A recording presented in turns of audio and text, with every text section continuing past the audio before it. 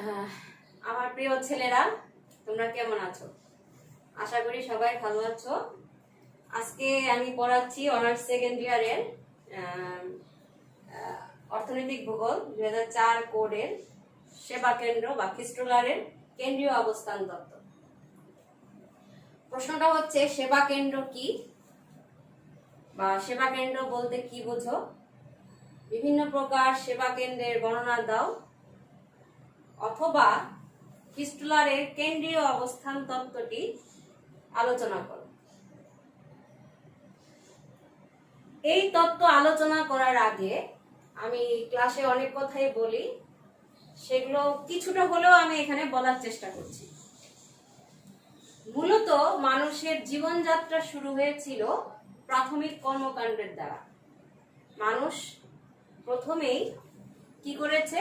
খাদ্য সংগ্রহ করেছে, শিকার করেছে, মৎস্য সংগ্রহ করেছে বা মৎস্য শিকার করেছে। এই যে শিকার বা সংগ্রহ পর্যায় থেকে যখন মানুষ পুনরায় এক স্থান থেকে অন্য স্থানে ঘুরে বেরিয়েছে, তারপরে যাযাবর জীবন কাটিয়েছে এবং যাযাবর জীবন শেষে পুনরায় যখন সে আবার এসেছে পৃথিবীতে, মানে ওই স্থানে, তার মানে এক স্থান থেকে পৃথিবীর এক স্থান থেকে আরেক স্থানে ঘুরে এসে দেখেছে যে তাদের যে উচ্ছিষ্ট দ্রব্য তা ফেলে দিয়ে গিয়েছিল, সেই উচ্ছিষ্ট দ্রব্য থেকেই আবার গাছ বা বৃক্ষ বা ফসলের জন্মেছে। এই যে তাদের মনের এই ধারণা থেকে কৃষির সূচনা হয় এবং প্রাথমিক কর্মকাণ্ড হিসাবে আমরা শিকার, কৃষিকাজ, মৎস্য শিকার, বনায়ন এসবকে বুঝে থাকি। প্রাথমিক কর্মকাণ্ডের থেকে যখনই মানুষের উদ্বৃত্ত দ্রব্য পায় বা মানুষ যখন সেটাকে প্রসেসিং করে, সেটা হয় দ্বিতীয় পর্যায়ের অর্থনৈতিক কর্মকাণ্ড। তার মানে প্রসেস করছি আমি, এখন খাবার থেকে আমি অন্য জিনিসে যাচ্ছি এবং তারপর প্রসেস করার পর যে উদ্বৃত্ত দ্রব্যগুলো থাকে বা বাজারে যে বিক্রি করা, সেটাকে আমরা বলতে পারি ব্যবসা বাণিজ্য। সেই ব্যবসা বাণিজ্য বা সেবা প্রদান করা, তার মানে একজন একজনকে যে সেবা প্রদান করে যাচ্ছে, সেই সেবা প্রদান করা থেকে মূলত এই বিষয়টি আসছে। আচ্ছা, মূলত খিস্ট্রোলারের সেবা প্রদান কেন্দ্র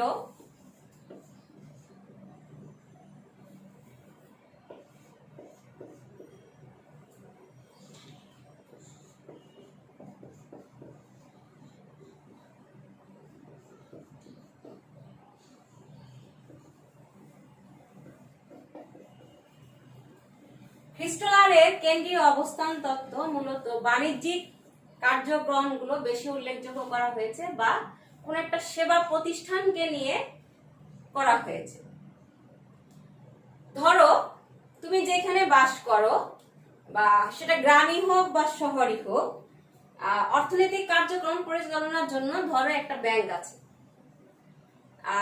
ওই ব্যাংকটা শুধু তোমার এলাকা না, তার আশেপাশে যে এলাকা, সে এলাকার মানুষও সেখানে এসে সেবা প্রদান করে বা সেবা গ্রহণ করে। এই যে সেবা প্রদান বা সেবা গ্রহণ, তার ওই এলাকা বা আশেপাশের এলাকা, এর থেকেই মূলত খিস্ট্রোলারের এই কেন্দ্রীয় অবস্থান তত্ত্ব। যে কোনো শহর বা নগরেই অর্থনৈতিক কার্যক্রম পরিলক্ষিত হয়, তোমরা এটা সবাই জানো। শহরে বা বিরাজমান যে কোনো কার্যক্রম, সেটা কিন্তু তার ওই এলাকাটুকুই না, তার পার্শ্ববর্তী এলাকাটাও সে সেবা প্রদান করে। যেমন একটা বাজারকেও আমরা ধরতে পারি যে একটা বাজার বা একটা হাট যখন হয়, শুধু ওই এলাকার মানুষই কিন্তু ওই এলাকায় আসে না, মানে ওই হাট বা বাজারে আসে না, আশেপাশের মানুষও সেখানে আসে। এই যে মানুষের চারপাশের মানুষের চাহিদা পূরণ করা বা চারপাশের মানুষের বিভিন্ন কার্যক্রমকে এখানে একত্রে করা, সেটাই থেকে ধারণা করে মূলত কেন্দ্রীয় অবস্থান তত্ত্ব। এখন এই যে বারে বারে বলছি খিস্ট্রোলারের সেবা কেন্দ্র, খিস্ট্রোলারের সেবা কেন্দ্র, খিস্ট্রোলারের সেবা কেন্দ্রটা কি? সংজ্ঞা, তার মানে সেবা কেন্দ্রের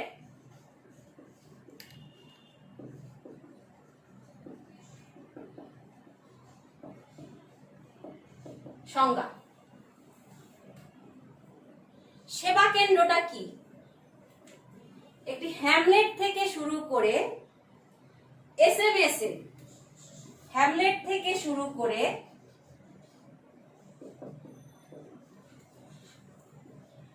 SMSA, এখানে SMSA মানে কি সেটাও আমি লিখে দিচ্ছি।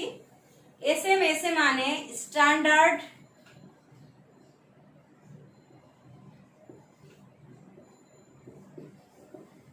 মেট্রোপলিটন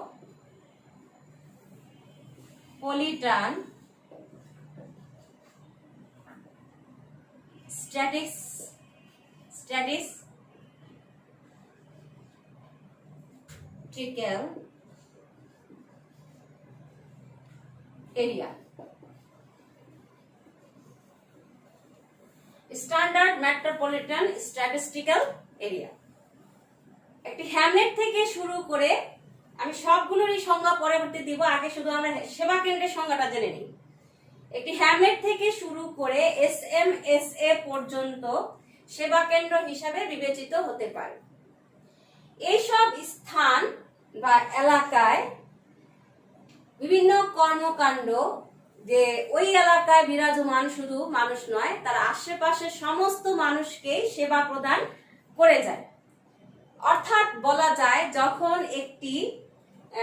যখন কোন স্থানে এমন কর্মকাণ্ড গড়ে ওঠে যা থেকে শুধু সে এলাকার লোকজন না, পার্শ্ববর্তী এলাকার লোকজনও ওইখান থেকে সেবা পেয়ে থাকে, তাহলে ওই স্থানটাকে বলা হয়েছে সেবা কেন্দ্র। অর্থাৎ আমি হাট দিয়ে বুঝিয়েছি, বাজার দিয়ে বুঝালাম, ব্যাংক দিয়ে বুঝালাম, আবার স্কুল দিয়েও কিন্তু হয় বা কলেজ দিয়ে হয়। তার মানে আমার এলাকায় এই একটা কলেজ আছে, সেই কলেজে শুধু আমার এই এলাকার না, তার পার্শ্ববর্তী চারপাশ থেকে যে মানুষ এসে সেবা গ্রহণ করছে, তাহলে সেটাও কিন্তু কি হচ্ছে, একটা সেবা কেন্দ্র রূপে পরিগণিত হচ্ছে। অর্থাৎ আমি যদি বলতে পারি সহজ ভাষায় যে এই ধারণা অনুযায়ী একটি হ্যামলেট থেকে শুরু করে SMSA পর্যন্তই সেবা কেন্দ্র বলে বিবেচিত হতে পারে, বইয়ের ভাষায় আর কি।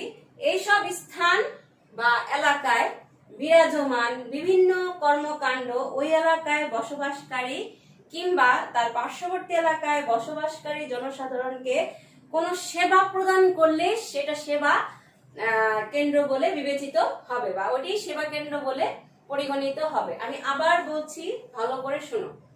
একটি হ্যামলেট থেকে শুরু করে SMSA পর্যন্ত সেবা কেন্দ্র হিসাবে বিবেচিত হতে পারে। তার মানে হ্যামলেট অর্থ এখানে গ্রাম বুঝিয়েছে, একটা ছোট্ট গ্রাম থেকে একটা স্ট্যান্ডার্ড মেট্রোপলিটন পরিসংখ্যানগত মেট্রোপলিটন অঞ্চলও সেখানে সেবা কেন্দ্র বলে পরিগণিত হতে পারে। এই এলাকায়, এই এলাকাগুলো বললাম, একটা ছোট্ট গ্রাম থেকে SMSA পর্যন্ত যে বিভিন্ন ধরনের সেবা কেন্দ্র বা যে কোনো একটাই সেবা কেন্দ্র যদি ওই এলাকা এবং তার পার্শ্ববর্তী এলাকার লোকজনকে যে সেবা প্রদান করে থাকে, তাহলেই সেটি সেবা কেন্দ্র বলে বিবেচিত হবে এবং ওইটিকে আমরা সেবা কেন্দ্র বলবো। ধরো এই একটি স্থান,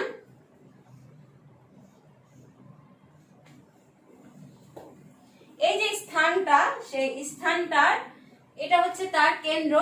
ধরো এখানে কোনো বিভিন্ন ধরনের একটা যে কোনো ব্যাংক আছে, সেই ব্যাংক থেকে শুধু এই এলাকার লোকজন এবং তার চারপাশে এলাকার লোকজন যে সেবা প্রদান করে থাকে, সেটা ছাড়া ওই ব্যাংকটি হচ্ছে একটা সেবা কেন্দ্র। এখন এই যে খ্রিস্টুলার তার কেন্দ্রীয় অবস্থান তত্ত্ব বা সেবা কেন্দ্রকে সে বিবেচিত করেছে, সেটার পূর্বের ইতিহাসটাকে একটু জেনে নিই, যে কেন এটা চলে আসলো প্রাথমিক থেকে, প্রসেসিং থেকে দেন সরাসরি সেবা কেন্দ্রে সে কেন চলে আসলো। ওয়েবারের তত্ত্বকে যখন ওয়েবার হচ্ছে শিল্প সম্পর্কিত তত্ত্ব প্রদান করেছিলেন, ওয়েবারের তত্ত্বটাকে যখন আমরা আরো পরিমার্জিত করি বা আরো বেশি বিশ্লেষণ করি, তখন দেখা যায় দ্বিতীয় পর্যায়ের অর্থনৈতিক কর্মকাণ্ড সংক্রান্ত তত্ত্বটি তৃতীয় পর্যায়ের অবস্থান তত্ত্বে পরিণত হয়েছে। এরই পরিপ্রেক্ষিতে খ্রিস্টোলার 1933 সালে, কত 1933 সালে তার কেন্দ্রীয় অবস্থান তত্ত্ব প্রদান করেন। আমি আবার বলছি, একটু মনোযোগ দিয়ে শুনো। সেটি হচ্ছে ওয়েবারের তত্ত্ব মূলত ভন্থুনেন দিয়েছিলেন প্রাথমিক কর্মকাণ্ডের উপরে তত্ত্বটি। আবার ভন্থুনের উপর ডিপেন্ডেবল বা ভন্থুনের তত্ত্বকে আরো বেশি যখন পরিমার্জিত করা হয় বা ওয়েবার প্রদান করে দ্বিতীয় পর্যায়ের অর্থনৈতিক কর্মকাণ্ডের উপর ভিত্তি করে একটি তত্ত্ব, একটি শিল্প কোথায় স্থাপন করলে সেটি সবচেয়ে বেশি লাভবান হবে, শিল্পের অবস্থান তত্ত্ব আমরা সেটাকে বলে থাকি। ওয়েবারের তত্ত্বটিকেই যখন আমরা আরো বেশি সম্প্রসারণ করি, তার মানে বিশ্লেষণ করতে চাই বা আরো বেশি এটার উপরে গবেষণা করতে যাই, তখনই দেখা যায় যে দ্বিতীয় পর্যায়ের অর্থনৈতিক কর্মকাণ্ড তৃতীয় পর্যায়ের অর্থনৈতিক কর্মকাণ্ডকে পরিণত হচ্ছে। কারণ দ্বিতীয় পর্যায়ের অর্থনৈতিক কর্মকাণ্ড হচ্ছে প্রসেসিং, বাট আফটার প্রসেসিং আমি জিনিসটি অবশ্যই কোনো না কোনো স্থানে বিক্রি করব। যদি আমি বিক্রি না করি তাহলে সেক্ষেত্রে আমার নিজস্ব ব্যবহারের জন্য রাখবো। আচ্ছা, আমি ব্যবহার শুধু করছি, ব্যবহারের পর অবশ্যই আমার উদ্বৃত্ত বা অতিরিক্ত অংশ থাকবে। সেই অতিরিক্ত অংশ আমি কি করব? যদি অতিরিক্ত অংশ আমি জমিয়ে রাখি তাহলে সেই অতিরিক্ত অংশ কিন্তু একসময় আমাকে কি করবে? লসের দিকে নিয়ে যাবে। তাহলে অবশ্যই সেটা আমাকে বাজারে বিক্রি করতে হবে। সেই বাজারে বিক্রি করার যে পরিণত অবস্থা বা বাজারে বিক্রি করে যখনই যায় তখনই দেখা যায় যে তৃতীয় পর্যায়ের অবস্থান তত্ত্বে সেটি পরিণত হয়। এবং এরই পরিপ্রেক্ষিতে ওয়াল্টার খ্রিস্টোলার 1933 সালে তার কেন্দ্রীয় অবস্থান তত্ত্বটি প্রদান করেন। তাহলে ইতিহাসটা বুঝলাম যে ওয়েবারের তত্ত্বটিকে যখনই পরিমার্জিত হয় তখন সেটি যেহেতু তৃতীয় পর্যায়ের অর্থনৈতিক কর্মকাণ্ডে যায় এবং সেক্ষেত্রে মূলত কি হয়, সেটি খ্রিস্টোলার 1933 সালে কেন্দ্রীয় অবস্থান তত্ত্ব রূপে প্রদান করেন।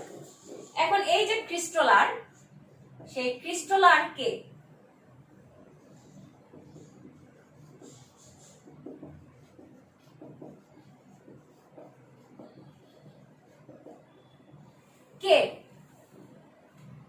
তিনি একজন জার্মান অর্থনীতিবিদ।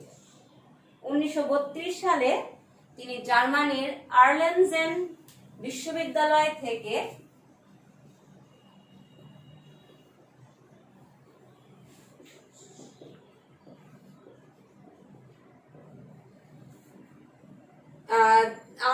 আর্লেনজেন বিশ্ববিদ্যালয়ে দক্ষিণ জার্মানির বসতি কাঠামোর উপর একটি গবেষণা পরিচালনা করেন।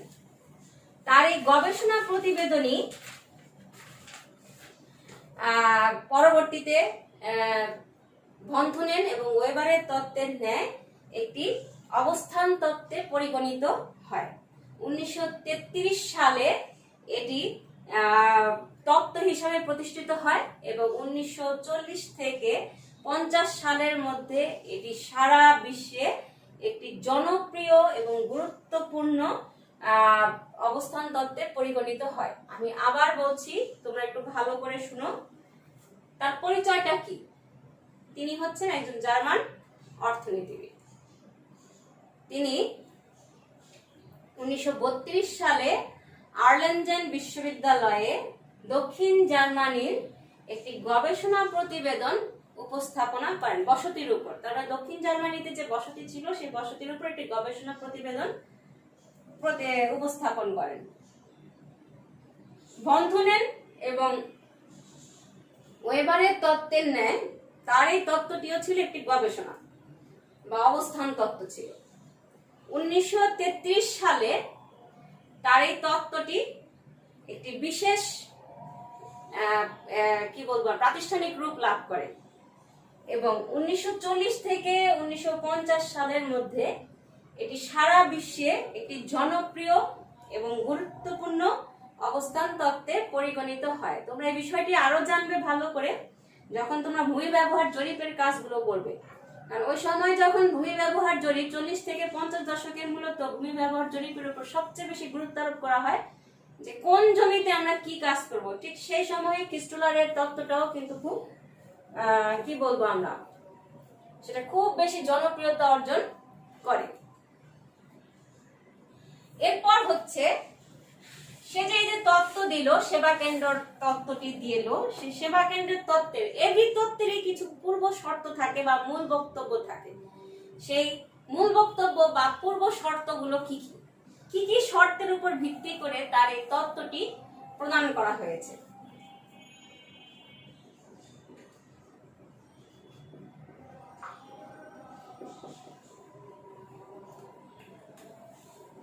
খ্রিস্টলারের তত্ত্বের পূর্ব শর্ত। খ্রিস্টলার তার তত্ত্ব প্রদানের পূর্বে যে সে বলেছে যে কয়েকটি শর্ত এখানে প্রযোজ্য, 8টি, সে 8টির মতো শর্ত এখানে প্রযোজ্য দিয়েছে যে যদি এই 8টি শর্ত কার্যকর হয় তাহলে সেটি এখানে কার্যকর হবে, এই তত্ত্বটি তার কার্যকর হবে। সেটি কি? আচ্ছা, এখানে শর্ত বলতে কি সেটাও তোমরা অনেকে কোশ্চেন করতে পারো, আমি বুঝিয়ে নেই। যেমন আমরা যখন অর্থনীতি পড়েছি তখন কিন্তু আমরা বলি যে এই উপযোগ তত্ত্বটি তখনই প্রযোজ্য হবে যখন নিম্নোক্ত শর্তগুলো পূরণ করতে হবে। ঠিক আছে, যেমন কেনার টাকা থাকতে হবে বা চাহিদা বিধি তখনই প্রযোজ্য হবে তখন নিম্নোক্ত শর্ত, টাকা থাকতে হবে, ব্যয় করার ক্ষমতা থাকতে হবে, ব্যয় করার ইচ্ছা থাকতে হবে। এই যে শর্তগুলো সেটাও কিন্তু এখানে প্রতিপাদ্য বিষয়। তাহলে শর্তগুলো কি? প্রথমেই হচ্ছে 1, ভূপ্রাকৃতিক সমতা প্রাকৃতিক প্রতিবন্ধকহীন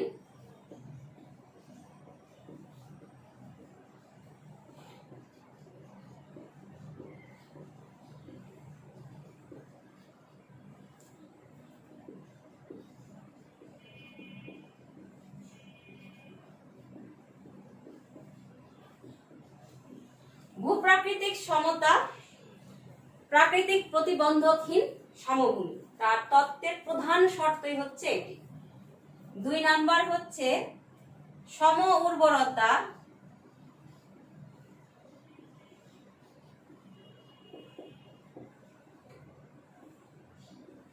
সম বন্টন। তার মানে ভূপ্রাকৃতিক সমতা হচ্ছে যেখানে সে গবেষণা পরিচালনা করেছে তার ওই এলাকায় সমস্ত ভূপ্রকৃতি একই রকম ছিল, কোনো ডিফারেন্সেস সেখানে থাকতে পারবে না। প্রাকৃতিক প্রতিবন্ধকহীন সমভূমি, অর্থাৎ প্রত্যেকটা সমভূমি তার প্রত্যেকটা গুণাগুণের জন্য কাজে লাগাতে হবে। সেখানে প্রতিবন্ধক, যেমন আমরা এখানে বলি এই জমিটা ঊষর, এই জমিটা চাষাবাদ যোগ্য, এটা চাষের অযোগ্য, তা এখানে থাকতে পারবে না। ঠিক একইভাবে সে বলেছে সম উর্বরতা সম বন্টন, অর্থাৎ উর্বরতা সমান হতে হবে, কোথাও কম বেশি হলে হইব না, এবং বন্টনটাও হতে হবে সমান, অর্থাৎ জমির যে বন্টন সেটা হবে সমান। কোন জমিতে যদি উৎপাদন হয় 40 হেক্টর, তাহলে পার্শ্ববর্তী জমিতেও 40 হেক্টরই হতে হবে। তারপর হচ্ছে জনসংখ্যার সমবন্টন।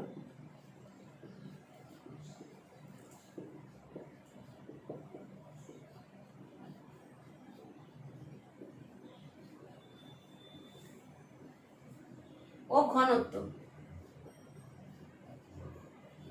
আমরা জানি প্রত্যেক এলাকায় জনসংখ্যা সমবন্টন ঘনত্ব এক না হতে পারে, কিন্তু খ্রিস্টলার তার তত্ত্বের শর্তে প্রদান করেছে জনসংখ্যার ঘনত্ব, অর্থাৎ ডান দিকের কোন জমিতে যদি ধরো একটা এলাকা এখানে যদি 40 জন থাকে তাহলে এখানেও ঘনত্ব হতে হবে 40 জন। ঠিক আছে, তার মানে সমবন্টন এবং ঘনত্ব। তারপর হচ্ছে জনসংখ্যার সম আয়।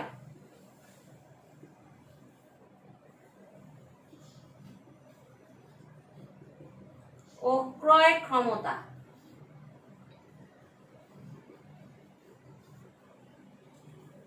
জনসংখ্যার আয়ও হতে হবে সমান, ক্রয় ক্ষমতা হতে হবে সমান, সেখানে কেউ ধনী কেউ গরিব হবে না, সবারই সমান আয় সম্পর্কিত থাকতে হবে। আমি 1 নাম্বার ও 2 নাম্বার মুছে দিচ্ছি বাকিগুলো লেখার জন্য। 5, সমবিচলন ব্যবস্থা জনপদের মধ্যে সরাসরি পদসংযোগ। সমবিচলন হচ্ছে এই এলাকায় যে জনসংখ্যা থাকবে তারা সব জায়গায় সমানভাবে চলাচল করতে পারবে, এবং পদ মানে এখানে পথ সংখ্যা হবে সরাসরি পদসংযোগ জনপদ। তার মানে একটা এলাকার থেকে আরেকটা এলাকার অবশ্যই সংযোগ থাকতে হবে, চলাচলের রাস্তা থাকতে হবে।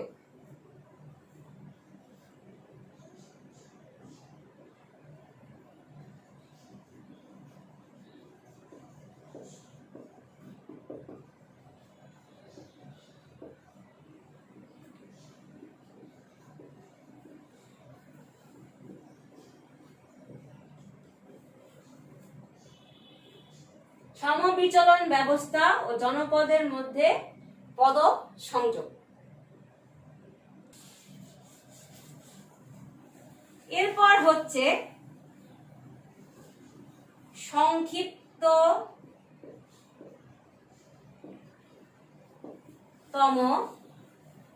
ক্রেতা চলাচল।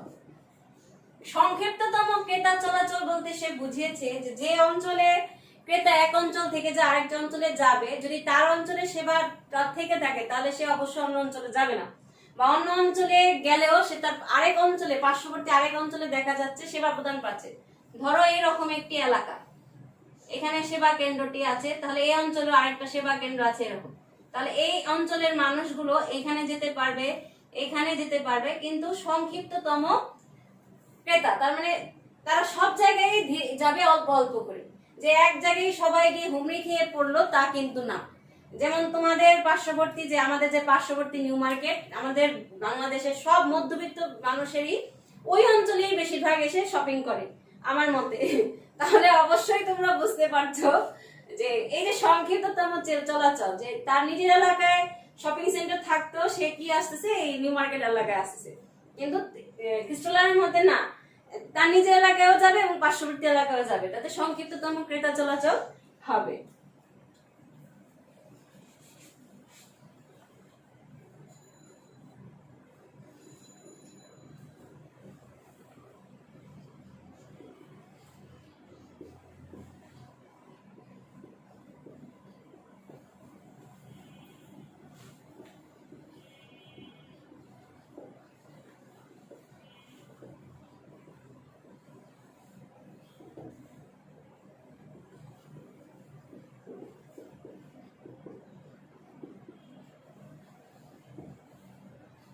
খ্রিস্টলারের মতে পণ্য বিক্রয়ের সর্বোচ্চ দূরত্বের অপরিবর্তনশীলতা, যে আমি নিকটস্থ বাজারে বিক্রি করব না, একটু দূরে গিয়ে বিক্রি করব, সেটার দাম বেশি পাবো, সেটা তার মতে চলবে না। তার মতে সর্বোচ্চ দূরত্বটা অপরিবর্তনশীল রাখতে হবে, তার মানে দাম সর্বক্ষেত্রে সব জায়গায় সমান রাখতে হবে। ঠিক আছে, এরপর হচ্ছে খ্রিস্টলারের সর্বশেষ যে শর্তটি সেটি বলছে পণ্য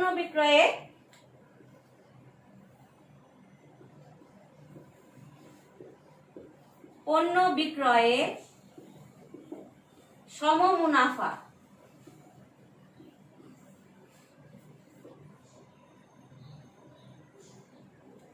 দেখো 7 নাম্বারটা কিন্তু এখানেই ধরা পড়ে যাচ্ছে, যে পণ্য বিক্রয়ের সম মুনাফা, তার মানে যেখানে আমি বিক্রি করি না কেন মুনাফা হবে সমান। আমি একটু দূরে নিয়ে বিক্রি করলাম, দাম বেশি বেশি নেবো, তা কিন্তু চলবে না। তার মানে খ্রিস্টলার তার এই তত্ত্বে মূলত এই 8টি শর্ত প্রদান করেছে। ছেলেরা আমি সবসময় বলেছি আমার পড়াটা যদি লিখতে পারো তাহলে সেটাই হবে নোট, সেটাই কিন্তু তোমাদের জন্য কার্যকরী বিষয়। আজকে এই পর্যন্তই থাকো, আবার পরবর্তী ক্লাসে আমি পরে একটু বুঝাবো।